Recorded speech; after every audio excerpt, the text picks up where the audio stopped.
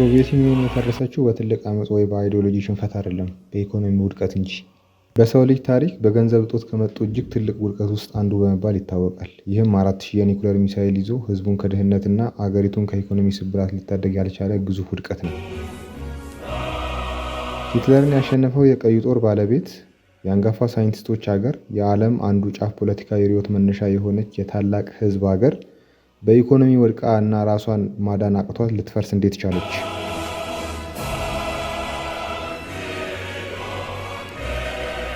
በ1965 የሶቪየት ጂኦሎጂስቶች ሰርቢያ ላይ ነዳጅ ያገኛሉ። ይህ የነዳጅ መገኘት ለሶቪየት ዩኒየን ትልቅ የውጭ ምንዛሪ እና የገቢ ምንጭ እንዲሆን አስችሏል። ይህ ከፍተኛ የውጭ ምንዛሪ በእርሻም ሆነ በኢንዱስትሪ ሶቪየት አምርታና ሽጣ ከምታገኘው የውጭ ምንዛሪ እጅግ የበዛ ነበር። ታዲያ በነዳጅ ሽያጭ የሚገኝ ከፍተኛ የውጭ ምንዛሪ እንዴት ችግር ሊሆን ይችላል?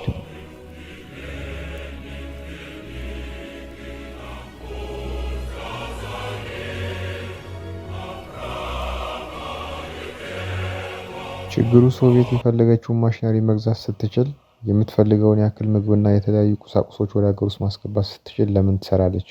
አያችሁ፣ ውድቀቷ እዚህ ጋር ይጀምራል።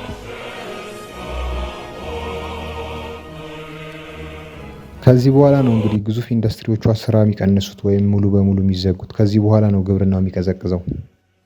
የውጭ ምንዛሪው የእርሻ ዘርፉና ኢንዱስትሪውን በደንብ ሊያነቃቃና ሊያሰራ ሲገባው ከዛ ይልቅ የሀገሪቱን ጂዲፒ 20 በመቶ ኮስት እንዲያደርግ ሚሊተሪውን ፈንድ በማድረግ ቤትና ምግብ ሰብሲዳይዝ በማድረግ ወይም በመደጎም አርቲፊሻል የሆነ የኑሮ ውድነት እንዳይኖር አድርጋለች።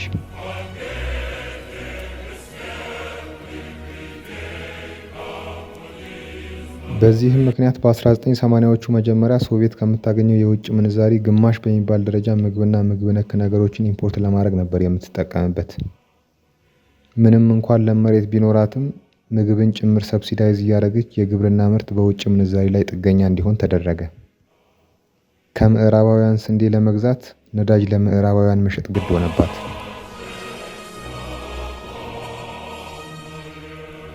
በ1985 ወደ ስልጣን የመጣው ሚካኤል ጎርባቾቭ ኢኮኖሚውን ለማስተካከል እቅድ ይዞ ነበር። ሀገሪቱ ማሽነሪዎችን ማምረት እንድትጀምር፣ ቤትና ከተሞችን ለማልማት፣ በእርሻም ራሷን የቻለች እንድትሆን፣ በአጠቃላይ የሶቪየት ኢኮኖሚ መልሶ ተወዳዳሪ ለማድረግ ከነዳጅ ሽያጭ ከሚገኘው የውጭ ምንዛሪ እነዚህን ነገሮች ፈንድ ለማድረግ አሰበ።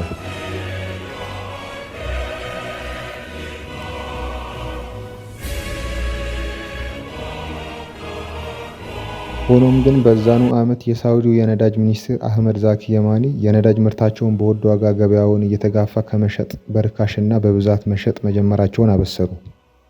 ይህን ተከትሎ በ1980 ነዳጅ በበርሜል $35 ከነበረበት ገበያ በ1986 በበርሜል $10 መግባቱ ለሶቪየት ዩኒየን ክፉ ዜና ብቻ ሳይሆን መውደቋን ካፋጠኑ ወሳኝ ምክንያቶች አንዱ ነበር።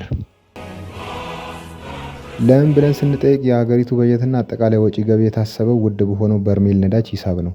አጠቃላይ ወጪዋ ባለበት ሲቀጥል ከነዳጅ የምታገኘው ገቢ ከግማሽ በታች ይቀንሳል። ይህ ደግሞ ወደ በጀት ክፍተትና ወደ ብድር ሲወስዳት እናያለን።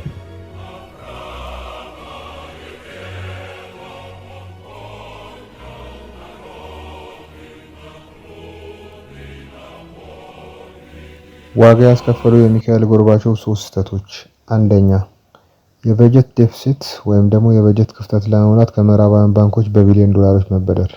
የዚህ ውሳኔ መሰረት ከወታደራዊ ፍጆታ መቀነስ ማይታሰብ ከህዝባዊ ድጎማ መቀነስ ህዝብን ስለሚያስቆጣ የተወሰነ ምርጫ አልባ ውሳኔ ነው። ሁለተኛ፣ ቮድካና መሰል አልኮል መጠጦች እንዳይጠጡ ህዝቡን መከልከል። ይህ ክፉኛ ዶሜስቲክ ኢኮኖሚውን ከመጉዳት አልፎ መንግስት ከነዳጅ ሽያጭ ቀጥሎ ትልቅ ግብር የሚሰበስብበት ኢንዱስትሪ ስለነበር የመንግስትን ገቢ በከፍተኛ መንገድ እንዲቀንስ አድርጎታል። ሶስተኛ፣ የመገበያያ ገንዘብ ህትመት። ይህ ከፍተኛ የኑሮ ውድነት ከማስከተሉም በተጨማሪ የገንዘብ የመግዛት አቅምን ቀንሶታል።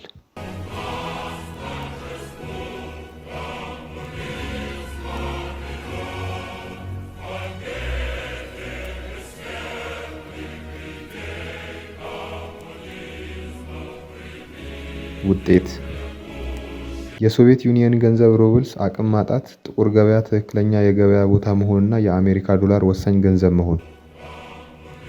በአጭር ጊዜ ውስጥ ከፍተኛ ብድር ማለትም እስከ $50 ቢሊዮን ዕዳ ውስጥ መግባት።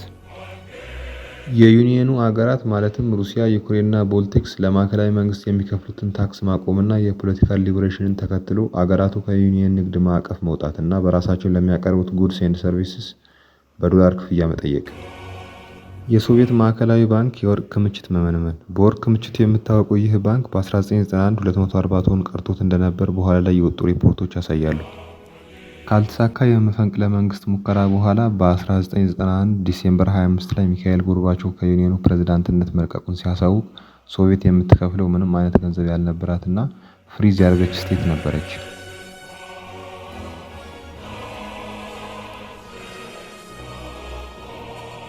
በመጨረሻም የሶቪየት መፍረስ በ1991 ተጠናቀቀ እንጂ የተጀመረው በ1970 መጥፎ የኢኮኖሚ ፖሊሲ በመከተልና የአገርን ሀብት ፕላን ባለው መንገድ መጠቀም ባለመቻል ነው። ሩሲያ ዓለም ላይ ያሉ የሶቪየት ኤምባሲ ለራሷ በመውሰድ የቀረውን ብድር ለመክፈል ተስማምታለች። ይህ ትልቅ ውሳኔ ለሩሲያ መንግስትና ህዝብ አስቸጋሪ ጊዜ ይዞ እንደሚመጣ ግልጽ ነበር። የፈረሰችው የታላቋ የሶቪየት ዩኒየን ዕዳ ከፍሎ ለመጨረስም 26 ዓመታትን ፈጅቶባታል።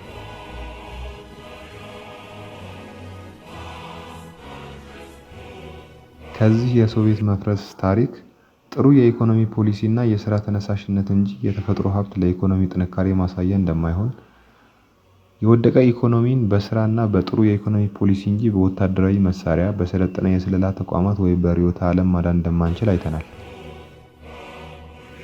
የቀዝቃዛው ጦርነት መባቻ የሶቪየት መንግስት ራሱን ማቆያ ሳንቲም ስላጣ እንጂ ምዕራባውያን ባቀናጁት ፕሮፓጋንዳ ወይም በተኮሱት ሚሳኤል አይደለም። ቸርን ሰንብት።